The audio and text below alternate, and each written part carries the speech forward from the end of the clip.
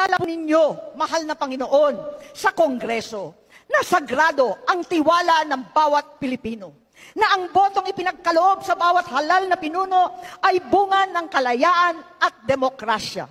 Protektahan nawa ninyo ang ating Vice-Presidente. Ang kagandahan taglay ng kanyang puso, pagiging matiisin, mapagpatawad at mapagkalinga. Higit sa lahat, haplusin nawa ninyo ang puso ng aking kapatid, ang Pangulo ng Pilipinas. Buksan po ninyo ang kanyang mga mata at bigyan niyo siya ng kaliwanagan ng pag-iisip. Gisingin niyo po siya at ilayo sa mga demonyong nakapaligid sa palasyo. Trending ngayon at usap-usapan ang naging pahayag ni Amy Marcos na kapatid ni PBBM na mayroon daw demonyo na nakatira sa Malacanang at sabi pa niya sa kanyang talumpati na sana naman igalang ang Vice Presidente ng mga congressman. Grabe naman kasi yung pamamahiya nyo. Grabe naman kasi yung kawalang hiyaan nyo. Panay kayo hearing ng confidential fund. Kayo, wala ba kayong mga confidential funds? Ilabas nyo. Bakit kay BP lang? Diba?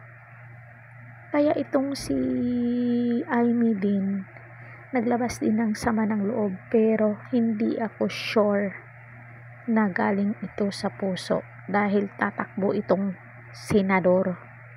So, nasa middle siya, pero dapat kapatid niya si Bongbong kausapin niya bilang nakakatandang kapatid at bilang pinsan niya si Romualdez.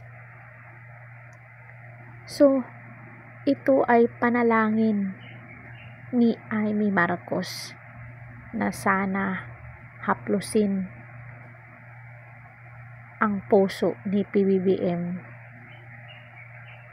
Dahil nga grabe na nga, pero kung totoo ka talagang may malasakit sa bayan, Senador Amy Marcos, ikaw ang kusang magpunta or kausapin itong kapatid mong si BBM. So magbasa tayo ng mga komento ng mga nanggagalaiting netizen na ang sabi ay hugas kamay daw itong si Amy Marcos. Tapos ang sabi pa ni Francis Marcos, ang hirap po daw ipagtanggol BBM. Totoo ba yan, Senator Amy Marcos? Ay sus, wag kami.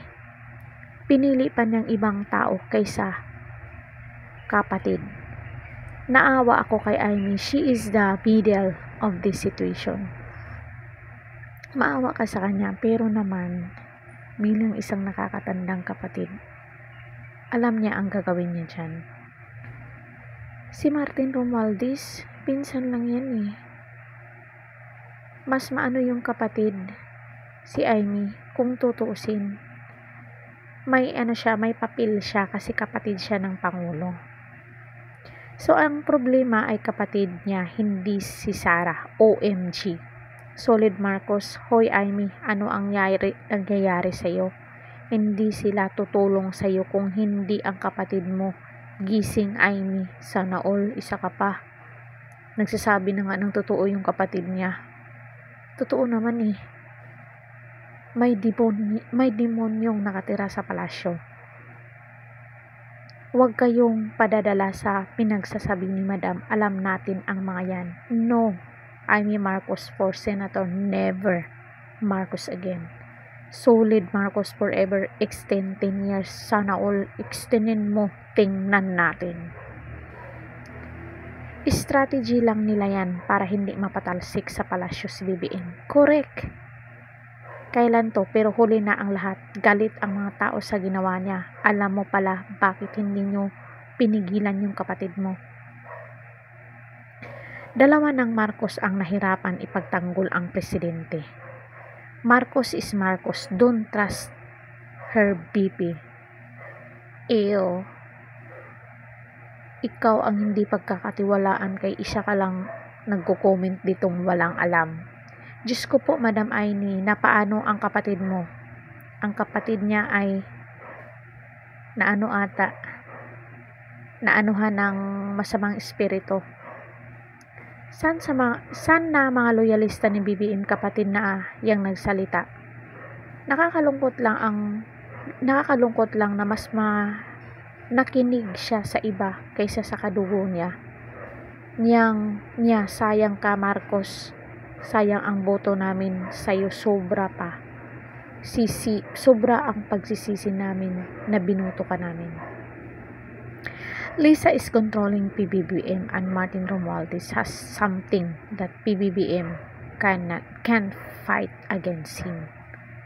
Wag nating unahan si PBBM, alam niya ang ginawa niya. We need a pray to him and his family. Hindi na yan madadala sa prayer yung pagnanakaw nila ng SSS at saka GSIS. Pagkuha nila ng pundo ng PhilHealth, hindi na yan madala ng prayer. Nasa dugo na talaga nila ang pagnanakaw. Diyos mio, gisingin niyo po si Amy. Gising na po yan si Ma'am Amy, kaya nga nagsasabi siya ng totoo. Kayo lang po, mga loyalista, ang hindi gising. Senator Amy, what is that? No Amy for Senator. Naaawa din ako kay Miss Amy, pero hindi siya gumawa ng paraan. Buti pa yung kapatid sumuko na, iyong mga loyalista nagbulag-bulagan pa rin. Tama. Akala mo naman, ano kayang ambag nila, no? Loyalista, wake up. Hindi ko alam kung maniniwala ako sa mga salita niya. Amy Marcos really know how evil his brother and what surround him was. That the reason why she declined the offer of her brother to be part of his administration. Instead, she chose to be independent. Alam ni Amy ang katotohanan. Kung alam mo, Amy, ang katotohanan, free ka magsalita sa taong bayan. Dapat yung magsalita ka, isipin mo ang taong bayan, hindi isipin mo ang ginawa ng kapatid mo. Dapat magsabi ka ng totoo kung ano talaga ang nalalaman mo. Kasi kung isipin mo presidente ang kapatid mo, wala. Hindi mo iniisip ang kapakanan ng mga Pilipino. Tagilid pa rin ang mga Pilipino at magdurusa pa rin sa kamay ng kapatid mo. Kinikilabutan ako, Senator Amy Marcos. Alam niya yan ang mga pangyayari. Pero sana naman, Senator Amy, magsabi po kayo ng totoo sa harap ng media, sa harap ng mga Pilipino. Ba't binasa ang dasal? Ang doble cara, mismong kapatid hindi kinakampihan, Diyos mio. Ang problema ay si Romualdez at Saldico, pati asawa. Hayan, alam ni Amy, kasamaan ng Congress at kapatid niya. Is she really talking at heart or she just a show? She is just a show. Ang problema, may binabasa ka, dapat kung galing sa loob, tumingin ka sa tao na walang binabasa. Yun nga kung alam mo ang totoo, isabi mo sa harap ng mga sa harap ng mga Pilipino. Kasi alam mo pala yung totoong pangyayari sa palasyo, sa Congress. Bakit mo itatago? Naniniwala ako kay Madam Amy kasi higit sa atin, mas kilala niya ang kapatid niya. Tama. Naniniwala lang ako pag siya mismo magsabi, mag-resign si BBM. Good job, Senator Amy. Oo.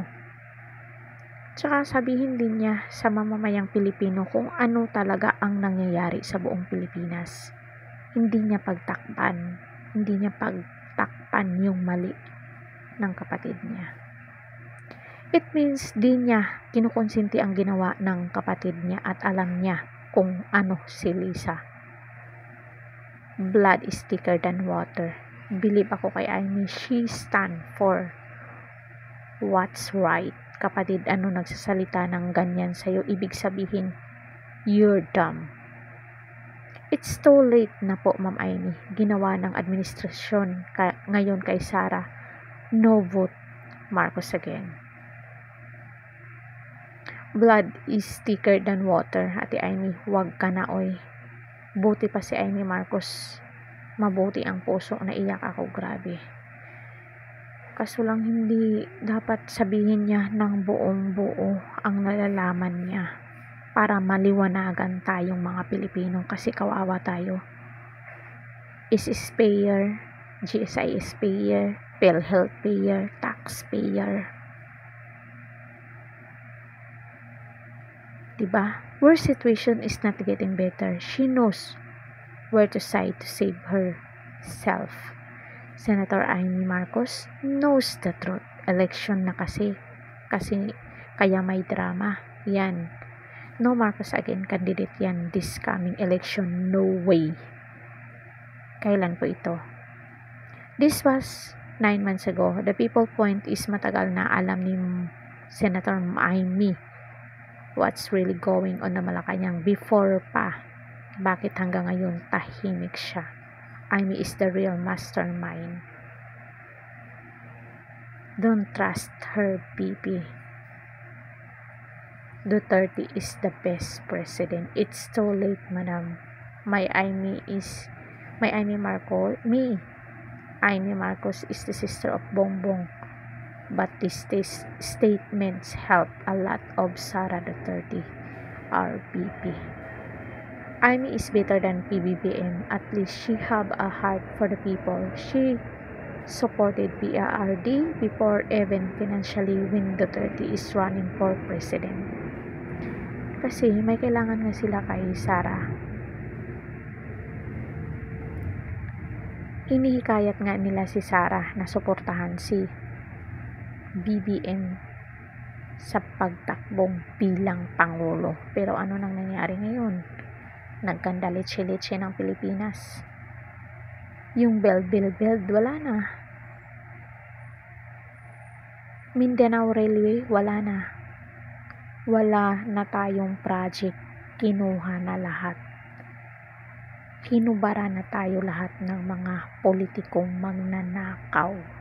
Hinubara na tayo lahat ng mga kongresista. PhilHealth, GSIS, wala na. So yun lang mga kamarites ko. Sana wag kayong magsawang sumuporta sa ating butihing Vice President Sara Duterte. Caridad Official TV, hanggang sa muli and thank you so much.